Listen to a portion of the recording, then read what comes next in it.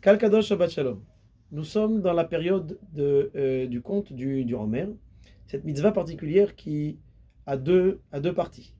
Le lendemain du premier jour de Pessah, comme on dit dans la Torah, on a cette mitzvah de prendre donc de l'orge et de l'amener avec une faucille de couper ces épis d'orge et ensuite de les amener en tant qu'offrande, en tant que korban au Beth Amikdash. Et là, en parallèle, nous commençons à faire le compte du Homer. Homer, c'est cette gerbe et il y a d'un côté le korban et d'un autre côté ce compte qui va nous amener, comme nous le savons, après 49 jours, au 50e jour, qui est le don de la Torah. Ça veut dire que nous avons ici une double mitzvah, d'un côté ce korban, d'un côté ce compte, qui va faire le lien et le passage entre Pessah et Shavuot, entre la fête justement de la liberté, où les Béné Israël sont libres, les Béné Israël sortent d'Égypte, la sortie d'Égypte, et ensuite jusqu'au don de la Torah. Et les Chachamim dans le Midrash disent une phrase, un enseignement qui est très particulier, et c'est ce que nous allons, Bezrat Hashem, essayer de comprendre. Les Chachamim nous disent Le'olam al tehe mitzvat ha'omer kalla be'enecha, que la mitzvah, que jamais, qu'à tout jamais, d'accord, la mitzvah du Homer soit kalla be'enecha, dans le sens, ne méprise pas la mitzvah du Homer. Pourquoi? Car grâce à la mitzvah du Homer, Avraham Avinu a pris possession de la terre d'Israël. Comme il est écrit, Vata et Beretit Ishmor, tu garderas mon alliance. Les Chachamim veulent ici nous mettre en garde de ne pas, Chas v'Shalom, mépriser la mitzvah du Homer. Mais pourquoi? D'abord, pourquoi, Chas v'Shalom, mépriser aucune mitzvah?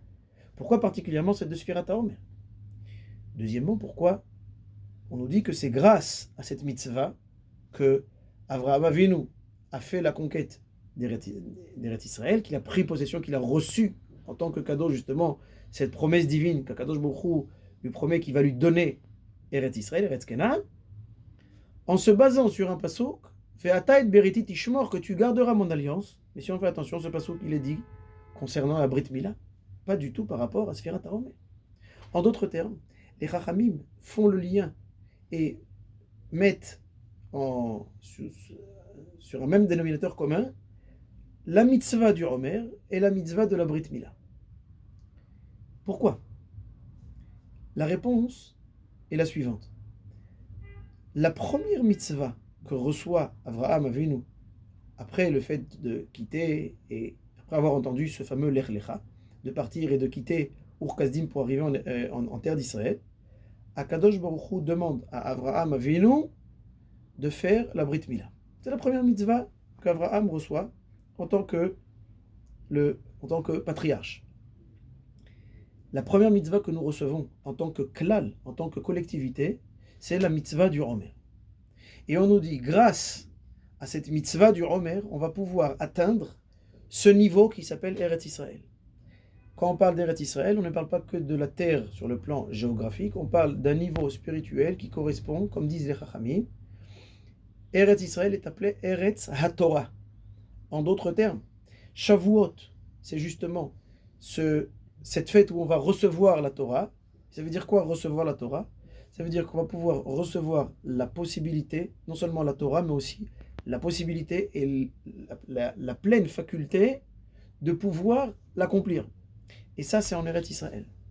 Ça veut dire que si on fait attention ici, nous avons la première mitzvah sur le plan, on va dire, pas tout à fait individuel, parce que c'était une mitzvah qui a été donnée à Avraham Avinu en tant que patriarche, mais ça reste quand même la mitzvah qui a été donnée à Avraham Avinu. Ensuite, bien plus tard, bien entendu, après le don de la Torah, alors nous aussi, on va recevoir cette mitzvah, qu'on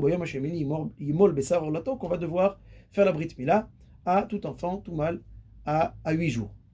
Mais si on fait attention, on nous dit ici que comme il y a la mitzvah de la Brit Mila pour l'individu, il y a la mitzvah du Homer où on vient aussi couper.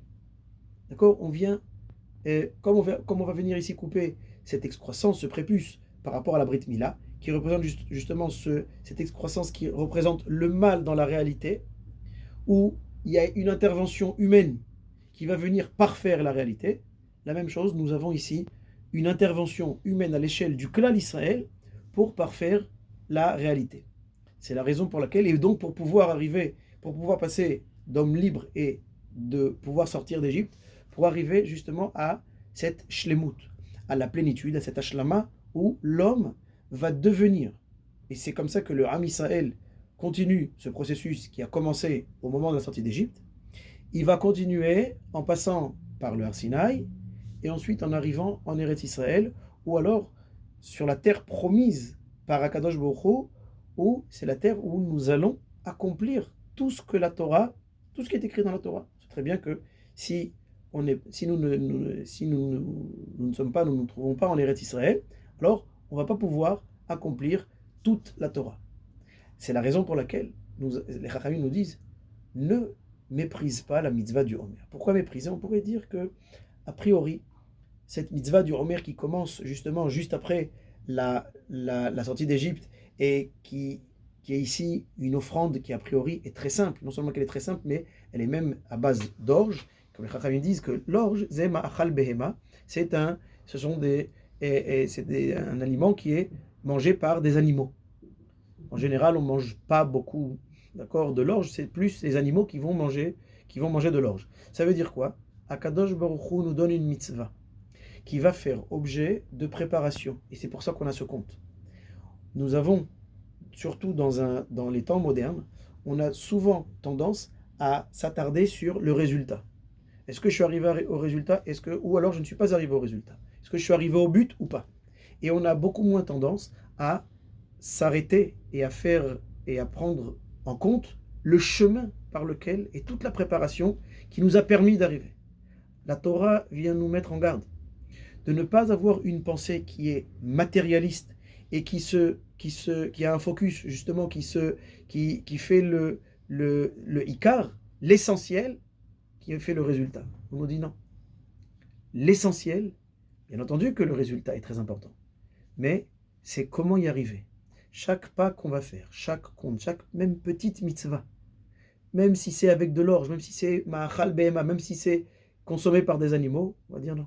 Shelo te'e mitzvat ha'omer kalla be'enecha, parce qu'on va croire que des fois les mitzvot ne nous amènent pas très loin, mais on ne sait pas l'importance de chaque mitzvah, l'importance de chaque tefila, l'importance de chaque étude.